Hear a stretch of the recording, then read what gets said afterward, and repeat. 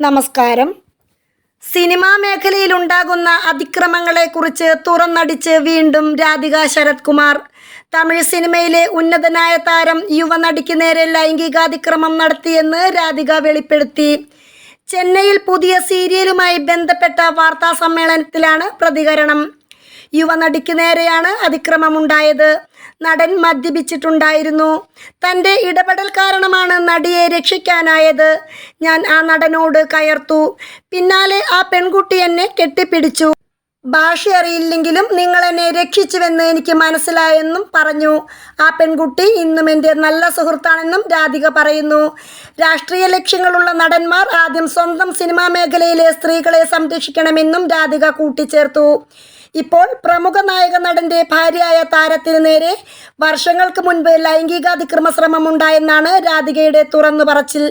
മലയാള cinema മേഖലയിലാണ് പ്രശ്നങ്ങളുള്ളതെന്നും കോളിവുഡിലെല്ലാം ഭദ്രമാണെന്നും തമിഴ് സിനിമയിലെ പുരുഷ താരങ്ങൾ അവകാശപ്പെടുമ്പോഴാണ് രാധിക ശരത് കുമാറിൻ്റെ വെളിപ്പെടുത്തലെന്നതാണ് ശ്രദ്ധേയം. News desk മലയാളാക്ഷരം.